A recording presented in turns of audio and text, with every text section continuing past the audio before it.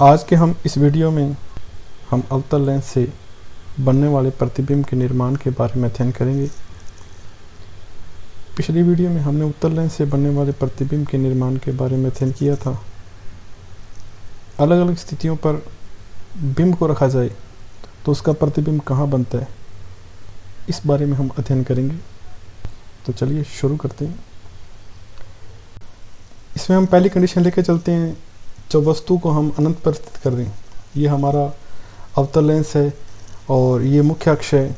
इस मुख्य अक्ष पर हमने कुछ बिंदु ले लिए हैं, C1, F1, F2, C2 और O।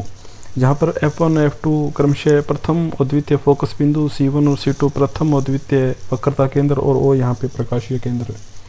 यह बिंब यदि अनंत पर पड़ा है तो अनंत से प्रकाश किरणें इस लेंस पर आपतित हो रही हैं और इस लेंस पर आपतित होने के पश्चात, चूंकि यह अवतल लेंस है और इस लेंस से गुजरने के बाद इससे अपवर्तित होकर प्रकाश किरणें फैल जाती हैं, तो यह इस लेंस से अपवर्तित होकर फैल जाएंगी।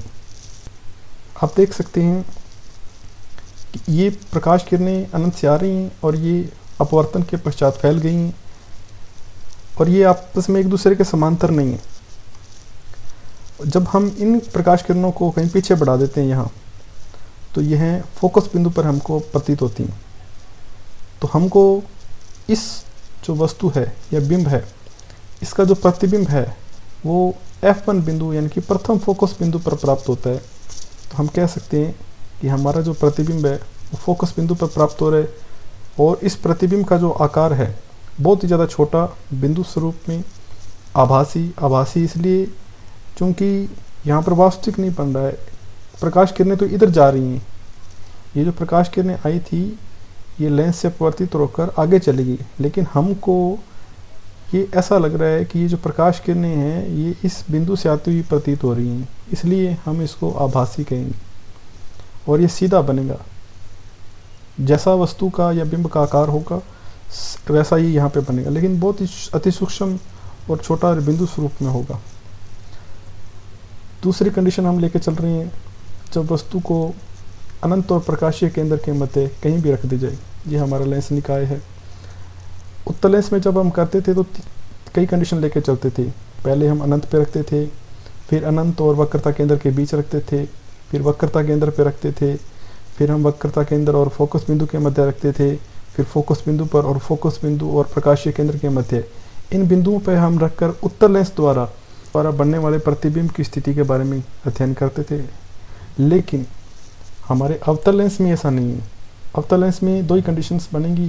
पहली कंडीशन तो अनंत पे रखा है और दूसरी कंडीशन अनंत को छोड़कर और ये प्रकाशीय केंद्र के बीच कहीं भी हम अपने बिंब को रख दें तो उसका जो प्रतिबिंब है वो कहाँ बनेगा। मान लो कि हमने वस्तु को अनंत और प्रकाशीय अक्ष के बीच में कहीं ना कहीं और अनंत के बीच में यहाँ रख दिया है कहीं ना कहीं, और इससे भी हम वही दो कंडीशन लेके चलेंगे।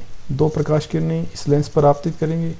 पहली प्रकाश किरण जो हम लेके चलेंगे इस मुख्य अक्ष के समांतर यानी कि इस प्रकार से, और दूसरी प्रकाश किरण लेके चलेंगे हम इस प्रकाशीय केंद्र O से गुजारेंगे। इन दोनों का कारण ये है कि इन दोनों के अलावा अगर हम कोई भी प्रकाश किरण यहाँ से या यहाँ से कहीं से भी गुजारें तो उन प्रकाश किरणों को हम ट्रेस नहीं कर सकते। हमें केवल दो प्रकाश किरणों के बारे में ही पता है कि अगर प्रकाश किरण मुख्य अक्ष के समांतर आएगी तो वह प्रकाश किरण फोकस बिंदु से होकर गुजरेगी। यदि वह प्रकाश किरण फोकस बिंदु से गुजर रही है तो वह इस लेंस से अपवर्तित होकर मुख्य अक्ष के समांतर हो जाएगी, और दूसरी किरण इस प्रकाशीय केंद्र से अगर कोई गुजरे तो वह बिना विचलित हुए आर पार बिल्कुल सीधी दिशा में जाती है, यानी कि उसमें कोई विचलन नहीं होता। जिस पथ से वो आ रही है उसी पथ पे आगे बढ़ती जाएगी, एक सरल रेखा में हमको प्रतीत होती है। इन दोनों रेखाओं के अलावा, इन दोनों प्रकाश किरणों के अलावा यदि हम किसी अन्य प्रकाश किरण की कल्पना करें तो हम उसको यथार्थ से नहीं बता सकते, इसलिए हम इन दोनों प्रकाश किरणों को ही लेके चलते हैं। तो ये दोनों प्रकाश किरणें हमने ले ली हैं। एक प्रकाश किरण जो है हमारी प्रकाशीय किरण मुख्य अक्ष के समांतर आ रही है और दूसरी जो प्रकाशीय किरण है ये प्रकाशीय केंद्र से होकर गुजर रही है। तो ये जो मुख्य अक्ष के समांतर आ रही है, अब चूंकि यह अवतल लेंस है इसलिए यह इस मुख्य अक्ष से दूर की ओर गमन करेगी, और यदि इस प्रकाशीय किरण को पीछे की ओर बढ़ाएं तो हमको ये फोकस बिंदु से आती हुई प्रतीत होती है। और वहीं इसका कॉन्सेप्ट ये है कि इस प्रकाश किरण जो प्रकाशीय केंद्र से गुजर रही है और ये जो प्रकाश किरण थी हमारी जो फोकस बिंदु तक आ रही है, इन दोनों प्रकाश किरणों का जो कटान बिंदु हमको जहाँ पे प्राप्त हो रहा है वहाँ पे हमको प्रतिबिंब प्राप्त होगा। तो हम कह सकते हैं हमारा जो प्रतिबिंब है वो अब फोकस बिंदु और प्रकाशीय केंद्र O के मध्य प्राप्त हो रहा है, यानी कि कुछ इस तरह से।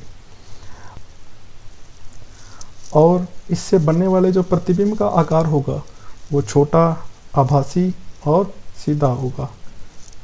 और एक दूसरी कंडीशन लेके चलते हैं, यदि हम इस बिंब को इस मुख्य अक्ष पर कहीं भी रख दें, यहाँ पे वक्रता केंद्र पे या फोकस बिंदु पे भी हम रख दें, तो हम देखेंगे कि हमारा जो बनने वाला प्रतिबिंब है वो F1 और O के बीच में ही बनेगा, कहीं आगे नहीं बनेगा।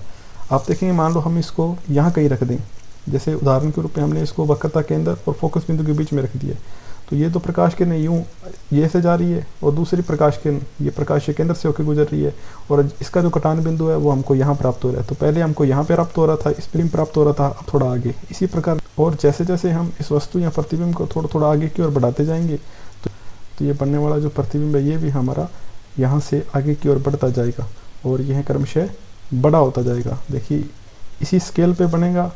अगर ये वस्तु दूर होगी तो ये प्रकाश किरण हमको दूर प्राप्त होगी और ये कटान बिंदु जो हमको यहाँ प्राप्त होगा। अगर ये वस्तु ज़्यादा पास में होगी तो ये इस प्रकार से गुजरेगी और ये कटान बिंदु हमको यहाँ प्राप्त होगा। तो इस प्रकार जो वस्तु है या बिंब है, अगर हम उसको केंद्र की ओर लेके आएंगे, यानी कि हमारे जो प्रकाशीय केंद्र है उसकी ओर लेके आएंगे, तो वह हमारा जो बनने वाला प्रतिबिंब है वो बड़ा बनेगा। और प्रतिबिंब हमेशा ही फोकस बिंदु एवं प्रकाशीय केंद्र के मध्य बनेगा और प्रतिबिंब का जो आकार होगा वो हमेशा ही छोटा, आभासी और सीधा होगा।